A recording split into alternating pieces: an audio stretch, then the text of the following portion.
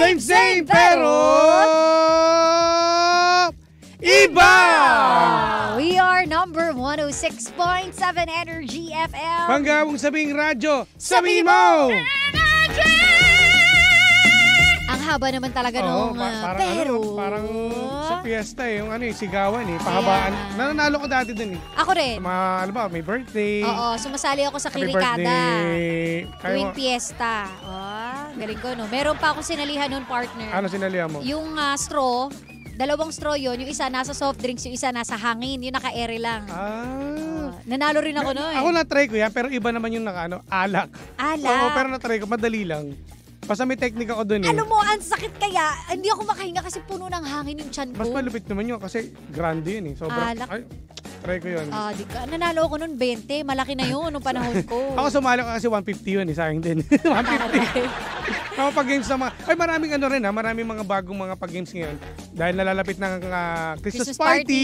Ano kaya mga bago? Kasi may mga, last year may mga bagong may mga bagong pag-games. Ano kaya mga bagong mga putukan ng lobo. Iba, hindi, may putukan ng lobo. Grabe ang ngayon, ang mga palaro. Mga na ngayon Nakita mo ba yung palaro na popsicle? Unahang makaubos pero bibiglang gamit. Sabi ko, grabe to. Ang hirap nun. Alam mo kung malaki pa premyo, sasalihan ko yan. Pero kung mga magkano lang, ang hirap ko. Tsaka, partner, ang pangat ng itsura mo habang ginagawa mo. Para kumain ng Diba? Hawak nung partner mo yung popsicle. Imagine mo ganyan. Tapos, hindi ka gamit ng kamay. Hindi ka gagamit ng kamay. Bibig lang. Kaya swerte yung mga malalaking bibig Grabe naman. Diba? Okay, live na tayo sa ating official Facebook page, Energy FM 106.7. Mga pangga, i-share nyo naman ang ating live natin ngayon Yes! At yung mga nandyan sa timbahay natin, kamusta kayo dyan? Hello po sa timbahay. Share natin, partner, mag-share lang ako. Go, i-share mo na yan. And hello, babati lang tayo sa mga nakatutok sa atin ngayon. Hi, kina baby. Baby, I miss you. How are you, baby? Sino miss you? Ano, I miss you? Baby. Ang sarap talagang tawagin baby, no? Gusto ko yung, alam mo yung matangkad na tatawag sa'yo. Yan. Tapos, John Ramel yung pangalan. Hey! Hi, baby. Sama ako ng 5 piso. Hello. Charis. Ay, hello po. Nakashare na tayo. At may papatiin pala ako, partner, again, sa lahat ng mga tropa pips natin sa dyan sa may NGI parang pala, no? Kanina pa ito nag-message sa akin dahil talagang walang lipatan ng radyo ang mga pangga natin. Hello! Pabati daw ang mga tropa natin dyan sa Mr. Chu, NBI na naman ako, NGI pala. Pati NBI lagi sinasabi ko. NGI parang Marikina. Ayan, pabati daw si Alex, si Denmark, si Romeo, si Jessa at si Jason. Hello po! Hi! Hello! At sa lahat ng mga nakatutok sa atin, mga Grab drivers natin, lahat ng mga nandiyan sa bahay, kung saan kayong lugar, maraming salamat. At eto na, ibibigyan na natin partner ng ating drama ngayong araw ng Thursday. Ayan, are you ready? Alam mo yung Thursday nakakauhaw. Habang si First Son, nakatutok daw si Kuya First Son. Kuya Ferlie. Hi, Kuya Ferlie. Kamusta? Eto na, ang drama natin ngayon. Makinig na kayong lahat. Ano ang ating drama ngayon? Ang sabi rito, medyo madali lang to partner. Ito, throwback. Paano mo daw malalaman ang isang mayaman sa panahon noon kumpara sa panahon ngayon? Paano mo daw masaspot na mayaman to nung panahon noon kumpara sa panahon ngayon? Gusto ko sabihin muna yung mga yaman ng mga panahon ngayon. Paano mayaman? Paano mo malalaman na mayaman? Nakikita ko agad sa pormahan. Pormahan. Ano bang pormahan ng mga mayayaman ngayon? Mga branded yung damit, branded yung pantalon, tapos meron pang cellphone na iPhone. Fully paid, di ba? Status na yun, symbol Tapos may hawak na Starbucks. Yes, tapos naka-watch. Oo, naka-Apple Watch. Apple Watch. Okay, ano pa isang kilala? Android Watch. Ganun ba tawag doon? Palibasa wala tayong ganun Basta iWatch. iWatch yun. Yan, mga ganyan. Eto naman ang panahon noon. Sige, paano naman? Malalaman mo na mayaman ng isang tao kapag meron siyang mga singsing. Alam mo yung mga malalaki, yung parang agimat, di ba? Yung mga brilyante, yung mga tsaka yung diamante. May mata, alam mo yung gold na parang akala mo, miyembro ng kulto, di ba? Ang lalaki. Tapos maraming kwintas na makakapal na ang bibigat. Na parang pag tumayo siya, hindi siya makakatayo.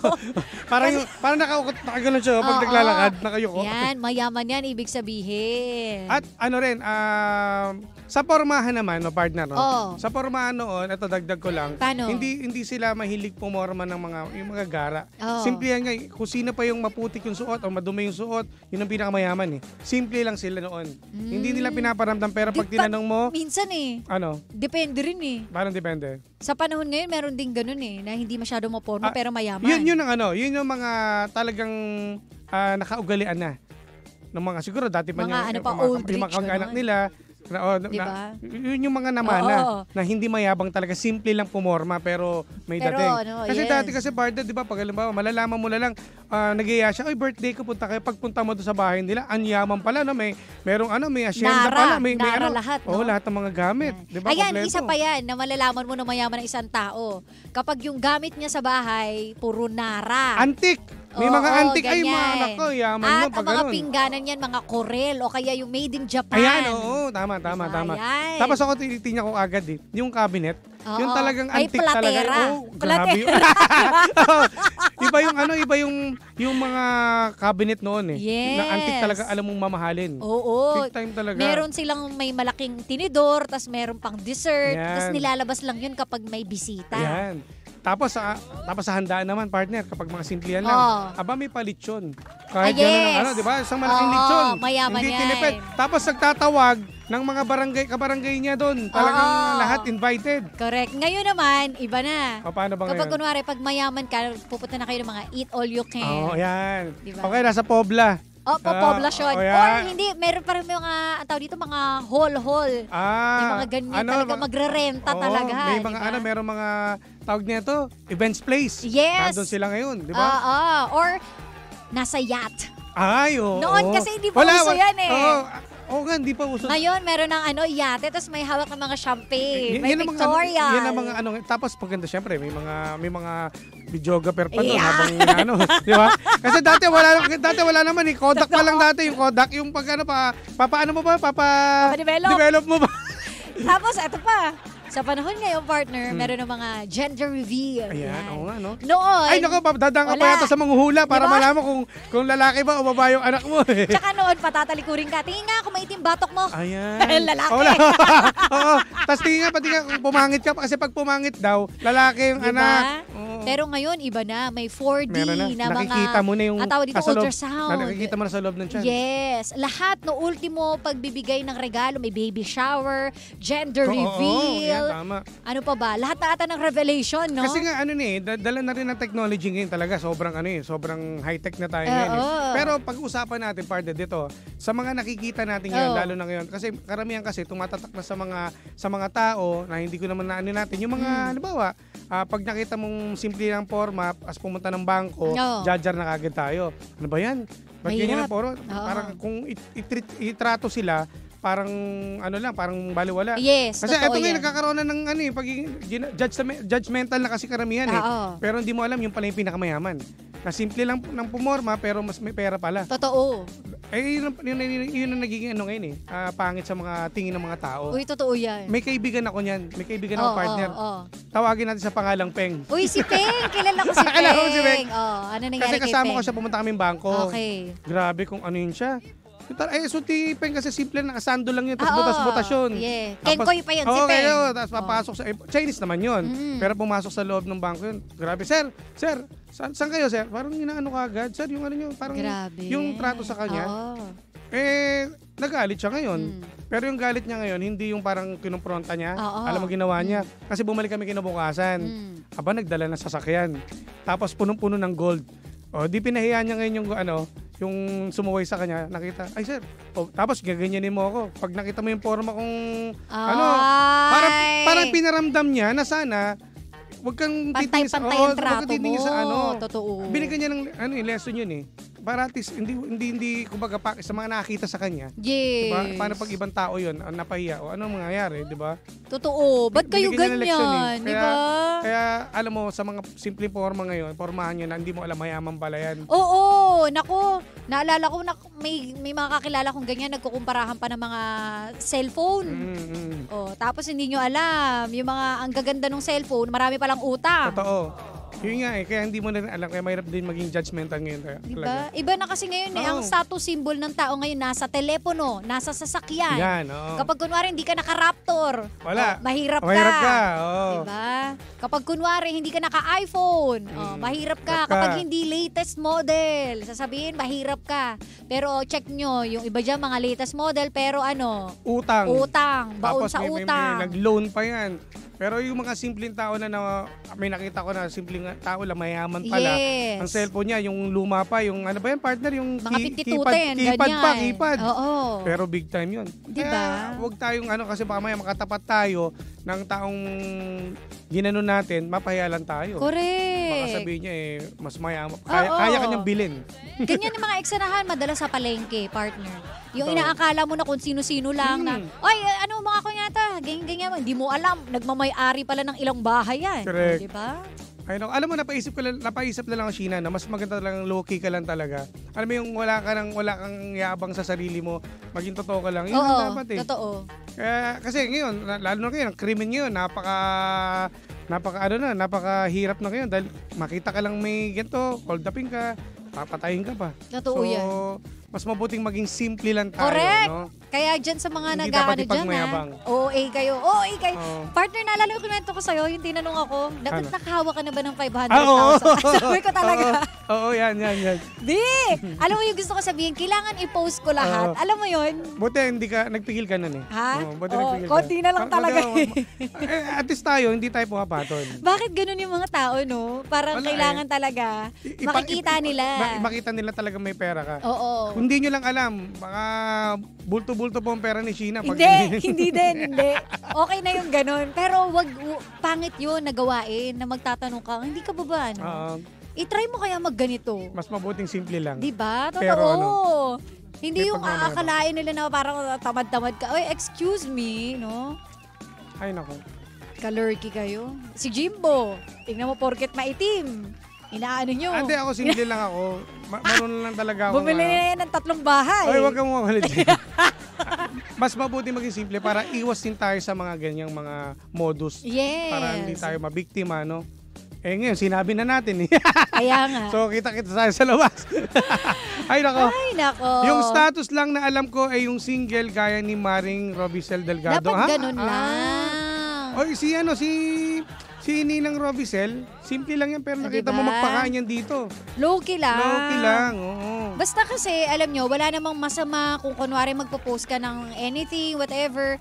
Pero wag tayo mga hamak ng tao. Tama. Kahit ano pang forma niyan, kahit ano pang model ng cellphone yan or ng sasakyan, never ever kang maglo-look down sa isang tao. Correct.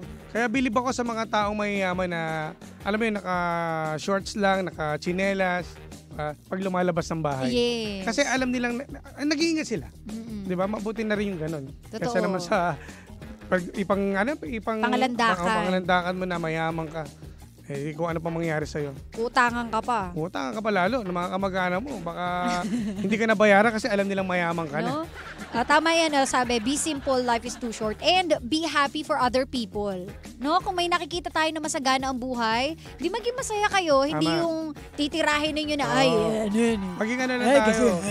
Ibang tira pwede naman. Pero correct, yung masarap na tira pwede. Pwede. Diba, partner? Pwede. Tama. Mali.